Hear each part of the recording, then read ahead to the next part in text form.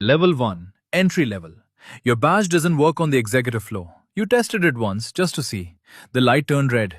You told yourself it was a mistake, a glitch in the system. It wasn't.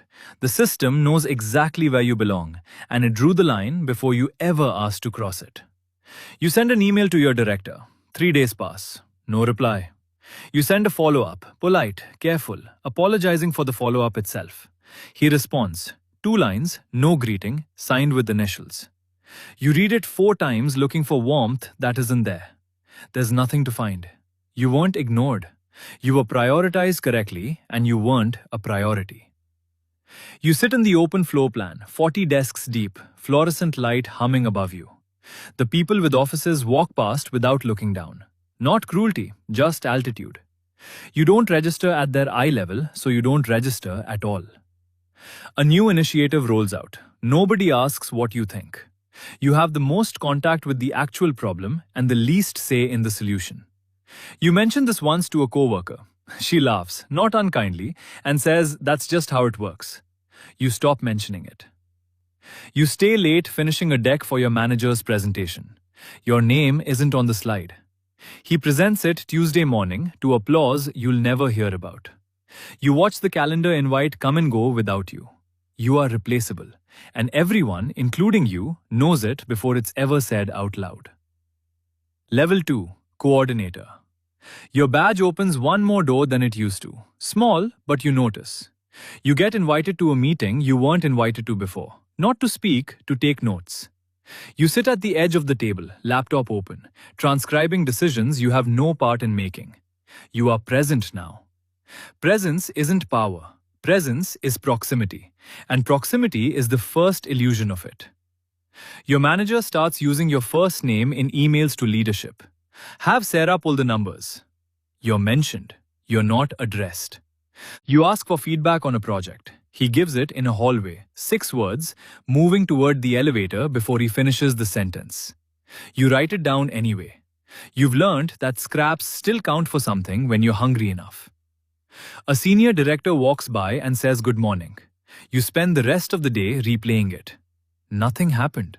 Something happened. You were seen for 1 second by someone who usually doesn't see anyone. Level 3. Manager.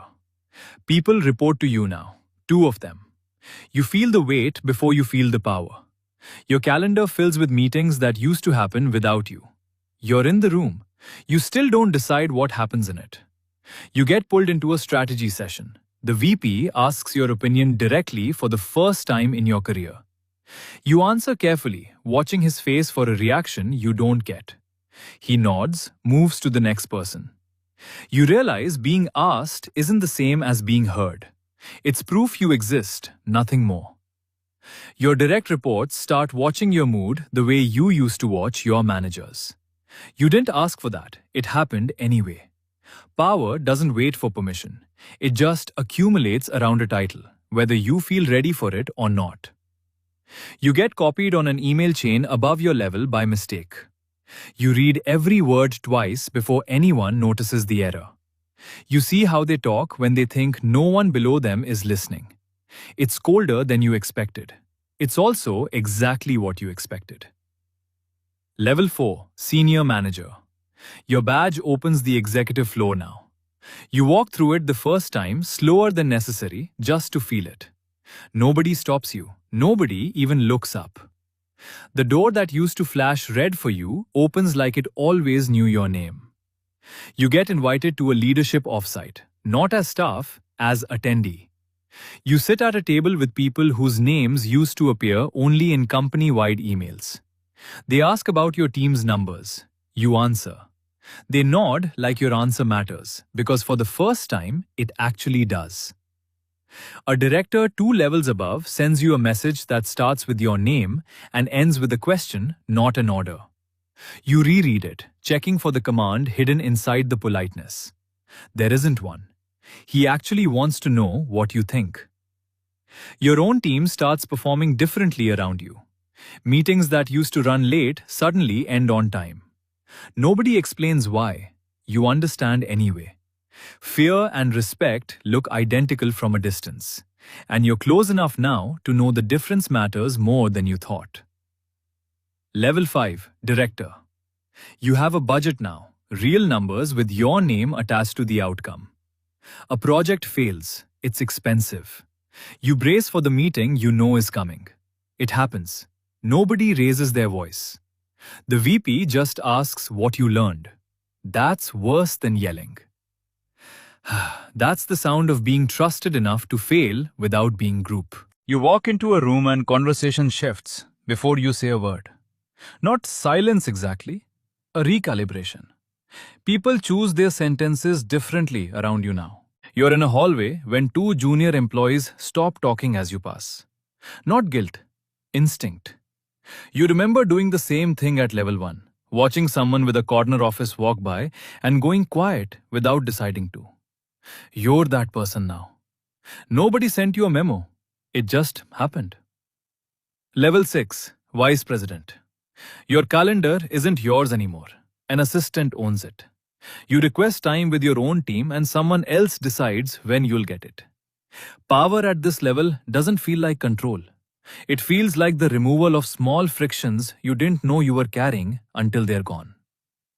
You attend a board update, not presenting, observing. The room goes quiet when the CEO speaks, not out of fear, out of attention. You study it. You realize the room doesn't fear him. The room needs him to keep functioning the way it does. And that need is heavier than fear ever was. A director you once worked alongside sends you a message that opens differently now. Formal, measured. You notice the tone before you notice the content.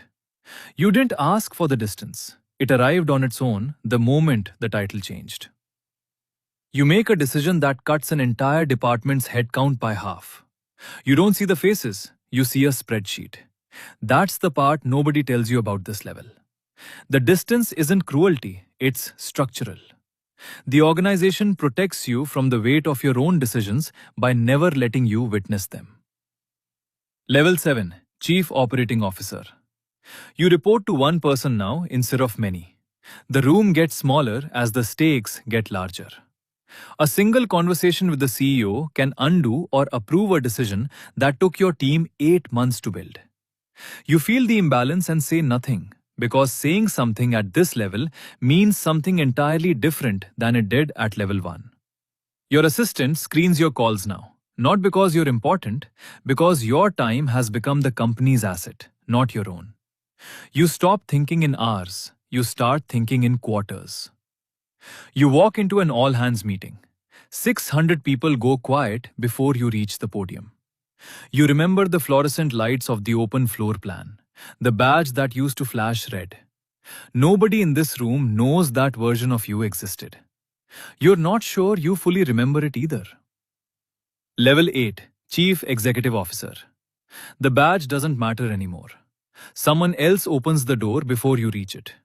You don't request meetings. People request you, months in advance, through 3 layers of assistants who protect a calendar you barely control yourself. The board asks your opinion on a decision that will affect 12,000 employees. You give it in 4 sentences. Nobody asks you to elaborate. At this level, brevity isn't confidence. It's the assumption that your judgment doesn't need defending anymore. A journalist requests an interview about company culture. You give an answer about empowering every voice in the organization. Somewhere in a building you've never visited, someone at level 1 reads the quote on a company newsletter and feels nothing. Because the words never reach the floor they're written about. You sign off on layoffs that will hit departments you've never walked through. You approve it in a meeting that lasts 11 minutes. Somewhere in that spreadsheet is a person sitting at a desk 40 rows deep, badge that doesn't open the executive floor, waiting for an email that never explains why. Somewhere right now, someone is sitting in an open floor plan under fluorescent light, sending a follow-up email they'll apologize for sending. Their badge doesn't work on the executive floor. They tested it once just to see. They don't know yet that the red light isn't personal, it's structural. The system doesn't change at every level. The system reveals, one door at a time, exactly how much of itself it's willing to show you.